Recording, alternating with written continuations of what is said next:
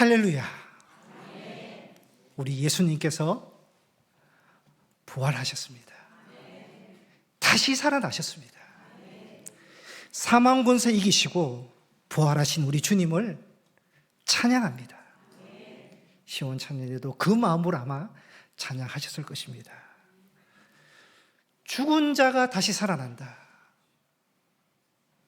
이런 기적이 어디 있습니까? 최고의 기적, 최대의 기적입니다. 얼마나 놀랍습니까? 놀랍고 기쁘고 감사하고 감격스러운 마음으로 찬양하고 또 오늘 이 예배가 그러한 예배가 되어야 될 줄 믿습니다.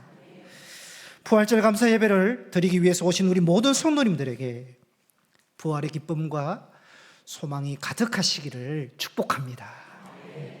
기독교는 유일한 부활의 종교입니다. 부활은 예수님밖에 없습니다. 불교를 보십시오. 부활이라는 단어가 없습니다. 석가, 탄생일은 있고 죽은 날도 있겠지만 부활은 없습니다. 그래서 불교는 생명의 종교가 될 수 없습니다. 유교도 마찬가지입니다. 유교는 어떤 의미에서 죽음을 기념하는 종교입니다. 죽은 자를 위한 종교, 죽음의 종교. 죽음 이후의 세계, 영생에 대해서는 침묵합니다. 생명을 주는 종교가 될 수 없습니다. 그러나 예수님은 부활하셨습니다. 분명한 역사적인 사건입니다. 팩트입니다. 성경에 기록되어 있고 수많은 사람들이 목격하였고 땅끝까지 순교까지 하면서 부활의 주님을 증언했습니다. 부활이 참 진리이기에 지금까지 기독교 역사는 이어져 내려오고 있습니다. 부활이 거짓이었다면 예수님과 기독교는요 수천 년이 지나오면서 벌써 사라졌을 것입니다. 부활은 참 진리이고 구원이고 생명입니다. 요한복음 20장은 예수님께서 부활 사건을 기록하고 있습니다. 본문에 막달라 마리아, 베드로, 요한 세 사람이 등장합니다. 세 사람이 주님의 부활에 어떻게 반응하였는지 말씀합니다. 1절과 2절은 막달라 마리아가 부활에 대한 반응이 나오고 3절에서 10절까지는 베드로와 다른 제자 요한이 부활에 대한 반응이 나오고 또 11절에서 18절까지는 다시 막달라 마리아 이야기가 나옵니다. 1절을 보시면 안식 후 첫날 일찍이 아직 어두울 때에, 사복음서에서 안식 후 첫날이라는 말은 동일하게 나옵니다. 안식 후, 유대인의 안식일은 토요일이니까 토요일 후 첫날, 일요일이 되겠습니다. 일찍이 아직 어두울 때에, 이런 새벽입니다. 마태복음과 누가복음에서는 새벽으로 명시했습니다. 예수님이 부활하신 때는 일요일 새벽입니다. 기독교는 주님이 부활하신 그 일요일을 주일이다, 주님의 날이다, 그렇게 부릅니다. 막달라 마리아가 새벽에 예수님의 시신이 있는 무덤에 가서 보니까 무덤을 막았던 돌이 옮겨져 있었습니다. 빈 무덤을 보았습니다. 2절의 마리아는 즉시 베드로와 다른 제자 요한이 있는 곳에 가서 예수님 시신이 없어졌다, 사람들이 가져가서 어디에 두었는지 모르겠다고 전했습니다. 이 마리아의 행동을 통해서 믿음을 볼 수 있습니다. 다른 제자들이 예수님이 잡혔을 때 다 도망갔습니다. 그러나 막달라 마리아와 몇몇의 여인들은 예수님이 십자가에서 죽으실 때까지 지켜봅니다. 아리마대 요셉이 예수님의 시신을 무덤에 모시는 것까지 지켜보았습니다. 마리아는 끝까지 예수님을 사랑했고 주님이 죽으시고 장사될 때까지 지켜보고 함께했지만 예수님의 부활은 믿지 않았습니다. 마리아가 일요일 새벽에 무덤에 찾아갔을 때 부활의 소망을 가지고 간 것이 아닙니다. 시신에 향품을 바르기 위해서 갔습니다. 그리고 빈 무덤을 보면서 주님이 부활하셨구나 깨닫지 못했습니다. 베드로와 요한에게 달려간 것도 주님의 부활을 전하러 간 것이 아니라 누군가 주님의 시신을 가져갔다고 알려주러 간 것입니다. 그러니까 마리아는요, 부활 믿음이 없었습니다. 3절에서 10절까지는 베드로와 다른 제자 요한이 부활한 주님에 대한 반응이 나오는데요. 베드로와 요한은 막달라 마리아로부터 무덤에 돌이 옮겨졌고 주님의 시신이 없어졌다 말을 듣고 뛰어갑니다. 뛰어갈 때도 우리 주님이 부활하셨다 그걸 가지고 뛰어간 것이 아닙니다. 정말 주님의 시신이 없어졌는지 시신을 훔쳐갔는지 확인하기 위해서 뛰어갔습니다. 무덤에 들어가 보니까 수건과 세마포는 있는데 시신이 없는 것을 확인했습니다. 빈 무덤을 보고도 두 제자는 예수님이 부활하셨다라는 믿음을 갖지 못했습니다. 9절에 그 이유를 설명합니다. 9절 보시면 그들은 두 제자는 성경에 그가 죽은 자 가운데서 다시 살아나야 하리라 하는 말씀을 아직 알지 못하더라. 부활의 말씀을 몰랐다는 것입니다. 예수님께서 제자들에게 고난을 당하고 죽임을 당하고 3일 만에 살아나리라 말씀을 여러 번 하셨지만 그 말씀을 기억하지 못했기 때문에 주님의 부활을 깨닫지 못했습니다. 두 제자는 주님께서 3일 만에 살아나리라 하셨는데 이 빈 무덤을 보고 하신 말씀일까? 정말 살아나신 걸까? 한 번쯤은 말씀을 기억하고 지금의 상황을 볼 만한데요. 그런 생각이 전혀 없었습니다. 수제자 베드로였습니다. 주님이 사랑하시던 요한임에도 불구하고 주님의 말씀을 기억하지 않았고 부활을 알지도 않았고 믿지도 못했던 것입니다. 그래도 제자들이요, 자기들이 믿지 않았던 십자가 사건이 일어났거든요. 주님께서 고난을 받고 죽음을 당하신다 그 말씀하셨을 때 아무도 믿지 않고 베드로는 말리기까지 했는데 실제로 주님의 십자가 사건이 일어났다면 십자가 사건이 일어난 것처럼 주님이 다시 살아나리라는 이 부활 사건 역시 실제로 일어날 수 있지 않을까 생각해 볼 만한데요. 전혀 말씀을 기억하지 않았고 믿지 않았습니다. 여러분, 만약에 우리가 주님의 제자라면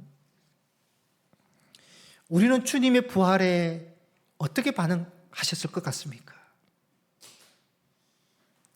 제자들처럼 말씀을 기억하지 못하고 믿지 않았겠습니까? 아니면 말씀을 기억하고 주님의 부활하심을 믿고 무덤 앞에서 부활을 기다렸겠습니까? 어느 쪽을 택하셨을 것 같습니까?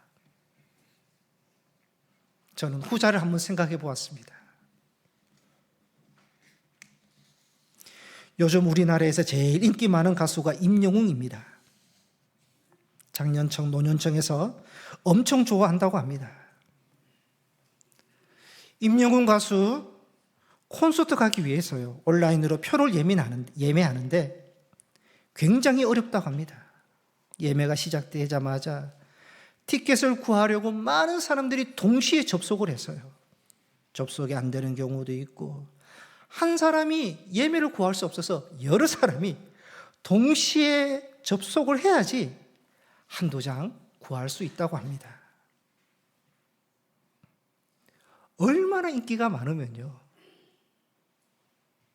그 콘서트 가려고 수만 명이 동시에 접속을 하는 겁니다. 자녀들이 그 콘서트 티켓을 주면 부모에게 최고의 효라고 합니다. 어느 권사님이 살짝 기점해 주셨습니다. 우리 교회도 좋아하는 교인들이 꽤 있어요.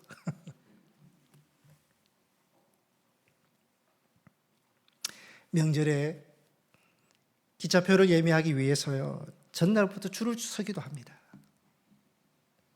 기사에 보면 인기 있는 명품백 하나 사려고 새벽부터 백화점 앞에서 기다리는 기사도 보았습니다. 내가 좋아하면, 내가 믿으면, 내가 하고 싶으면 어떻게 해서라도 보려 하고 얻으려고 합니다.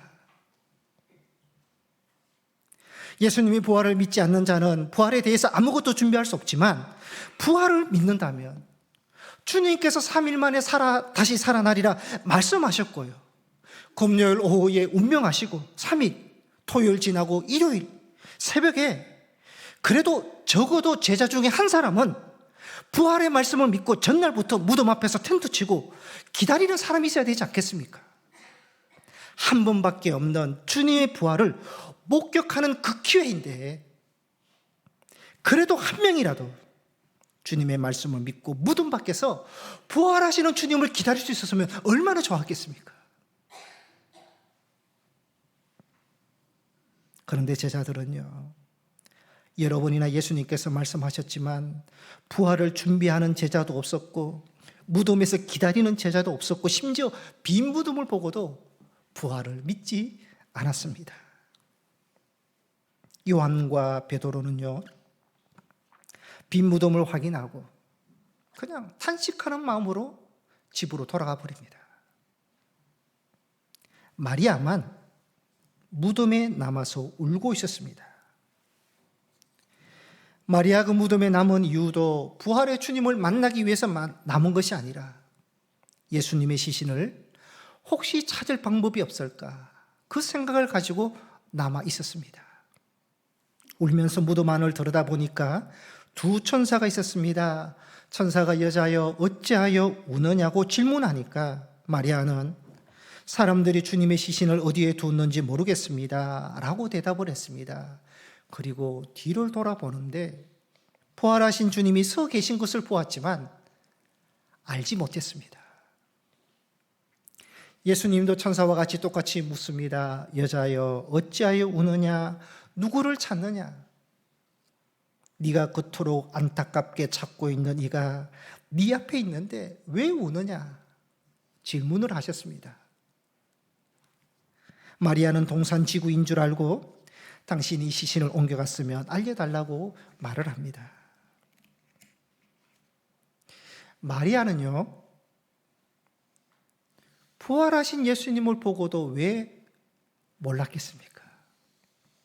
그토록 사랑했던 예수님이고 바로 앞에 계신 예수님을 목격하고도 직접 예수님과 대화를 하면서도 왜 못 알아보았겠습니까? 예수님께서 바로 알아볼 수 없는 영광스러운 모습으로 부활하셨다는 것입니다.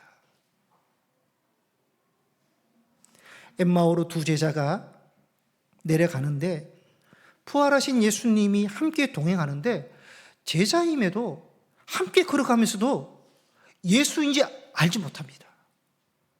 그러니까 즉시 알아볼 수 없는 부활의 몸이었다는 것을 알 수 있습니다. 이 부활하신 몸으로 시간과 공간을 초월하여 어디든 가실 수 있는 영적인 몸이 되었고요, 제자들이 문을 잠그고 있는 그곳에도 주님께서 들어가시고 그 부활의 몸 그대로 하나님 나라 성천하셨습니다. 마리아는 주님을 사랑했습니다. 주님의 죽으심까지 끝까지 함께 했습니다. 그런데 부활 믿음이 없었습니다. 빈 무덤을 보고도 부활 믿음이 없었고 부활하신 예수님을 직접 목격하고 대화까지 하도 부활 믿음이 없었습니다. 그러던 마리아가 어떻게 부활의 예수를 믿게 되었고 부활 믿음을 갖게 되었는지, 그 핵심이 16절에 나옵니다. 16절에요, 예수님께서 마리아야 부르십니다. 예수님께서 한마디 말씀, 마리아 부르시는데요, 마리아가 라보니 선생님, 예수님이군요. 예수님이군요. 그렇게 대답을 했습니다. 예수님이 많은 말씀하시지 않으셨습니다. 부활에 관해서 설명하신 것도 아니고, 부활 믿음을 가지라고 마리아에게 촉구하시지도 않고 그저 딱 한 말씀, 마리아야, 그렇게 이름만 부르셨는데 마리아는 즉시 선생님, 예수님이시구나, 그렇게 깨닫고 믿게 되었습니다. 어떻게 이렇게 예수님을 믿게 되었을까요? 성령님의 역사입니다. 예수님께서 마리아야 한 말씀으로 부르실 때 성령님께서 마리아의 마음을 열어주시고 성령님께서 마리아에게 믿음을 주셔서 예수님을 보게 하시고 믿게 해주셨다는 것입니다. 이게 성령님의 역사입니다. 고린도전서 12장 3절에 후반절에 말씀합니다. 또 성령으로 아니하고는 누구든지 예수를 주시라 할 수 없느니라. 인간의 지식과 지혜와 노력으로, 능력으로 예수님을 알 수도 없고 믿을 수도 없고 고백할 수 없다는 것입니다. 성령님이 예수님을 구주로 고백하게 하신다는 것입니다. 디모데후서 3장에 보면 모든 성경은 하나님의 감동으로 되었다 말씀합니다. 모든 성경은 하나님의 감동, 성령으로 지어졌다. 그러면 이 성경을 알 때요, 우리가 성경을 읽고 성경을 통해서 주님을 알고 깨닫고 믿고 고백하는 것도 인간의 지식과 지혜로 성경을 알고 고백하는 것이 아니라 모든 성경은 성령의 감동으로 성경을 통해서 알게 되고 깨닫게 되고 믿게 되고 고백하게 되는 것입니다. 여러분, 믿음도 마찬가지입니다. 우리가 예수님을 주님으로 고백하고 믿는다면 그것은 내 지식과 깨달음이 아니라 성령께서 내 안에서 역사하시고 고백할 수 있는 믿음을 주셨기 때문에 우리가 믿게 되고 고백한다는 것입니다. 전에 예화로 말씀을 드렸습니다. 시골 교회에서 어린 시절부터 교회를 다니던 학생이 있었습니다. 또래 친구들보다 똑똑한 학생이었습니다. 교회를 다니긴 했지만 교회에서 배우는 말씀들은 전부 거짓말이라 생각했습니다. 믿어지지가 않는 것입니다. 어떻게 홍해가 갈라지고 그곳을 지나갈 수 있어? 처녀가 어떻게 아들을 낳을 수 있어? 사람이 어떻게 바다 위를 걸어갈 수 있어? 죽은 사람이 어떻게 살아나? 이 학생은 나름 믿어보려고 열심히 노력했으나 학생의 이성이요, 그를 발목 잡아서 도저히 믿어지지 않도록 믿을 수가 없는 것입니다. 더 이상 교회의 흥미를 잃게 되었고 법대를 목표로 공부에 전념했습니다. 그러던 어느 날 공부하는 중에 자꾸 성경에 눈이 가고 읽고 싶은 마음이 생겼습니다. 공부가 되지 않아서 성경을 펴고 창세기부터 읽어가는데 일런족조 말씀이 믿어지기 시작하는 것입니다. 하나님이 세상을 창조하셨구나. 하나님이 죄인인 우리를 사랑하시는구나.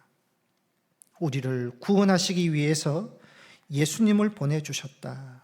예수님을 믿으면 구원을 받는다. 읽는 모든 말씀이요, 다 믿어지기 시작하는 것입니다.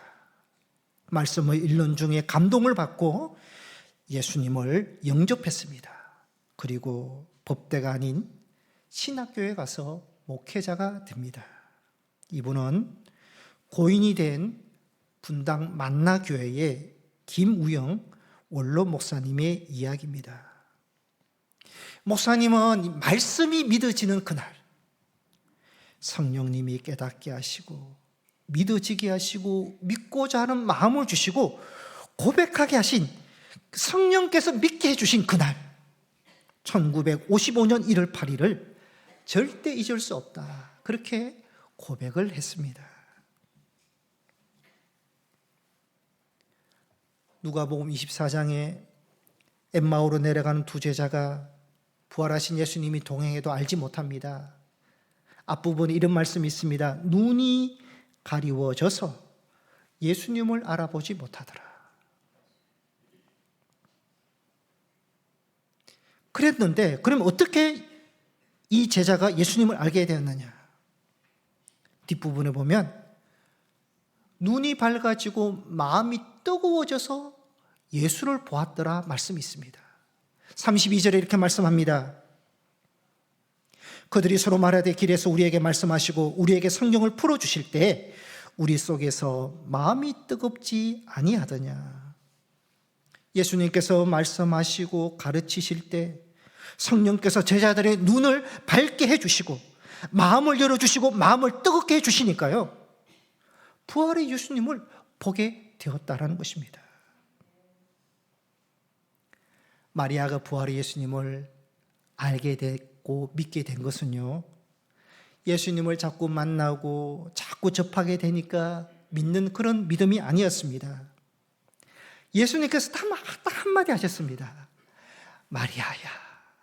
그 이름을 부르실 때요, 성령님께서 마리아의 마음을 움직여 주시고 마음을 열어주시고 성령께서 부활의 믿음을 마리아의 마음에 심어주셨기 때문에 순간 예수님을 알아보게 되고 믿게 되었던 것입니다.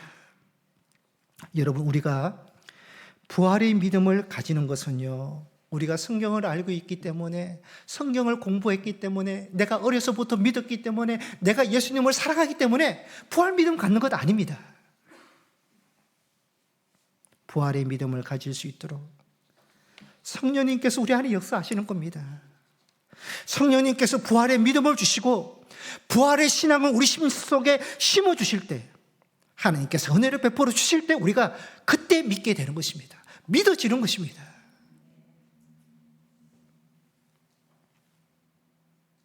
많은 그리스도인들이 예수님을 믿고 있지만 십자가 예수, 부활 예수, 온전한 믿음을 가지고 있지 못합니다. 아쉽게도. 그리스도인인데 부활 예수를 믿지 못합니다. 어떻게 죽은 사람이 부활할 수 있어?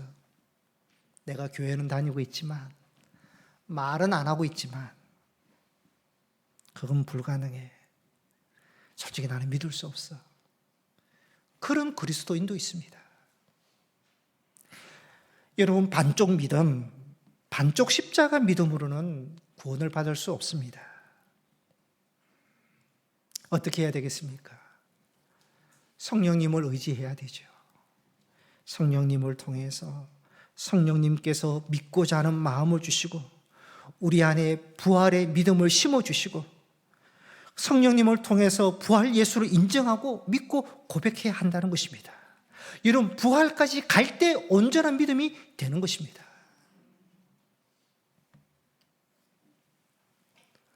여러분은 하나님께서 나를 사랑하십니다. 하나님이 나를 선택해 주셨습니다. 하나님의 자녀로 택해 주셨습니다. 이거 어떻게 알 수 있습니까? 그 증거가 무엇입니까? 하나님이 나를 사랑하시고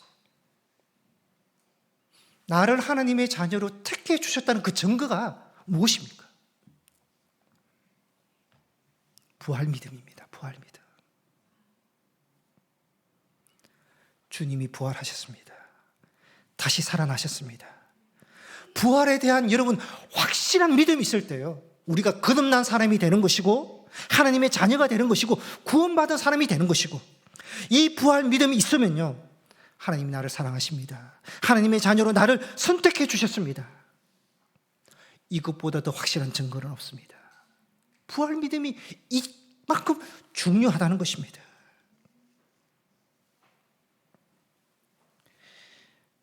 막달라 마리아는 부활 예수님을 보았고 부활 믿음을 가지고 어떻게 했는가 하면 18절에 보시면 제자들에게 갑니다. 내가 주를 보았다. 부활의 주님을 목격했다고 전합니다. 또 주께서 자기에게 이렇게 말씀하셨다. 부활의 주님께서 내게 하신 말씀이 이런 것이 있다고 전해줍니다. 마리아는 부활의 주님을 보고 부활의 믿음을 가지고 있는 그대로 부활을 전하는 여인이 되었던 것입니다. 말씀을 요약하겠습니다. 본문은 막달라 마리아가 어떻게 부활 믿음을 가졌는지 말씀하고 있습니다. 처음부터 부활 믿음이 있었던 것 아닙니다. 빈 무덤을 보아도 부활 믿음이 없었습니다. 천사를 만나도 부활 믿음이 없었고, 부활의 예수님을 목격하고 대화해도 부활 믿음이 없었습니다. 그런데요, 성령님께서 마리아의 마음을 문을 열어주시니까, 성령님께서 부활의 믿음을 마리아에게 심어주시니까 부활의 믿음을 가지게 되었다라는 것입니다. 마리아가 부활의 주님을 만날 수 있었던 것은요, 다시 빈 무덤으로 나왔기 때문에 부활의 예수님을 만날 수 있었습니다. 만약에 마리아가 빈 무덤을 보고 베드로와 요한에게 가서 전하고 나서 다시 빈 무덤으로 돌아오지 않았다면 부활의 예수님을 만날 수 없었습니다. 베드로와 요한은요, 무덤에 예수님이 시신이 없으니까 포기하고 떠나갑니다. 그러나 마리아는 포기하지 않고 무덤으로 다시 찾아 나왔기 때문에 부활의 예수님을 만났던 것입니다. 여러분, 믿음이 부족한 사람이 있습니다. 믿음이 연약한 사람이 있습니다. 아직 부활에 대해서 온전한 믿음이 없는 사람이 있습니다. 그분들에게 하나 필요한 것이 있다면 무엇이겠습니까? 다시입니다. 다시 하라는 것입니다. 부족해도 알지 못해도 깨달음이 없더라도 거기서 끝나지 말고 포기하지 말고 다시 주님을 바라보고 다시 주님께 나오고 다시 예배의 자리로 나오고 다시 말씀 듣고 다시 기도하고, 여러분 다시 할 때 주님께서 은혜를 내려주시고 회복시켜 주시고 다시 만나는 기쁨, 다시 우리가 확고한 믿음 위에 설 수 있는 것입니다. 우리 인생을 돌아보면 여러분, 다시가 없었다면 아마도 여기까지 우리가 올 수 없었을 것입니다. 인생에 광야가 있었습니다. 힘들었습니다. 슬펐습니다. 막혔습니다. 문제가 있었습니다. 그래도 여러분, 다시가 있었습니다. 다시 시작하고 다시 마음 잡고 다시 일어서고 다시 도전하고 다시 소망을 품었기 때문에 우리 인생이 여기까지 온 것입니다. 신앙도 마찬가지입니다. 다시가 없었다면 여러분, 우리 믿음 여기까지 오지 못했습니다. 다시 기도하고 다시 하나님께 맡기고 다시 고백하고 다시 예배드리고 다시 소망하고 다시 감사하고 다시가 있었기 때문에 지금 우리가 신앙생활을 하고 있는 것입니다. 부활은 끝이 아닙니다. 새로운 시작입니다. 우리에게 다시 시작하라고 말씀하십니다. 올해 2024년 부활절을 보내면서 다시 부활의 예수님을 믿고 고백하고 다시 십자가의 사랑, 하나님 사랑 받고 다시 구원과 영생을 받고 확인하고 다시 하라는 것입니다. 다시 구원받은 자로, 다시 하나님의 자녀로, 다시 말씀 따라 다시 부활의 믿음으로 시작하라고 우리에게 말씀하고 계십니다. 하나님께서 부활절을 보내면서 여러분, 우리에게 다시 기회를 주신 것이 얼마나 감사합니까?